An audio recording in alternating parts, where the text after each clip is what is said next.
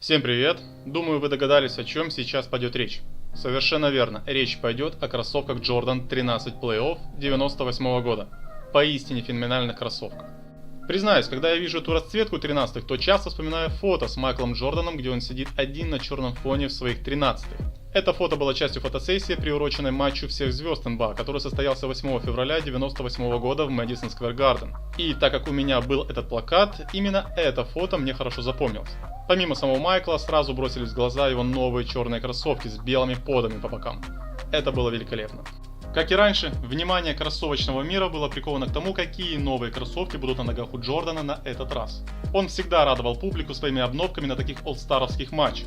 Не исключением стали и 13-е. В матчах всех звезд и играх плей-офф 98 года Майкл Джордан играл в этих кроссовках, которые сейчас наиболее известны как 13-е плей-офф. При этом официальное их название черный, истинный красный, белый. А изначально их называли 13-й All-Star, так как Майкл впервые надел их на тот матч всех звезд, в котором его оппонентом был молодой и многообещающий Коби Брайант, второй год играющий в НБА. Это событие стало одним из самых знаковых моментов за всю историю матчей всех звезд. Кстати, Восток в той игре победил. После этого пошла ожесточенная серия игр плей-офф, где Майкл, как всегда, показал высочайший уровень игры. Финал той серии, думаю, всем хорошо известен. Не менее известными стали и кроссовки, в которых он сделал так называемый last shot, то есть последний бросок в шестой игре против Юты Джаз, тем самым получив свой шестой чемпионский титул. Правда, теми победными кроссовками были 14-е Джорданы, в которых он отыграл всего 3 игры. Однако всю серию плей-офф в домашних матчах Майкл играл именно в 13-х плей-офф. Это пример того, как всего один бросок может повлиять на успех той или иной модели кроссовок. По факту чемпионскими стали именно 14-е номерные, а не 13-е.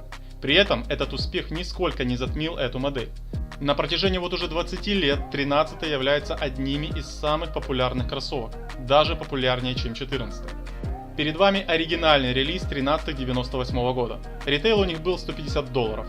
Через 13 лет, в феврале 2011 года, состоялось первое переиздание модели. Сравнение этих двух релизов, а именно OG и Retro, можете посмотреть на канале, ссылку я оставлю в описании. Как известно, вдохновением для дизайна послужила Черная Пантера, в то время как у Майкла в команде было прозвище Черный Кот. И эта цветовая гамма, как никакая другая, наиболее напоминает мне именно Черного Кота с его белыми лапами, которые в свою очередь олицетворяют белые поды по бокам подошвы на контрасте с черным верхом. Получились такие кошачьи кроссовки. Если уж говорить о расцветках, то не менее знаменитыми являются и 13-е Higot Game, в которых Майкл играл в регулярке. О них я также рассказывал ранее. По правде, Playoff и Higot Game являются моими любимыми расцветками классических 13-х. Ну да ладно. Итак, 13-е Playoff. И еще раз отмечу, что это не ретро, это OG релиз. Очень классная расцветка и очень хорошо сохранились. Потрясающее выполнение, высочайшее качество материалов, особенно кожи.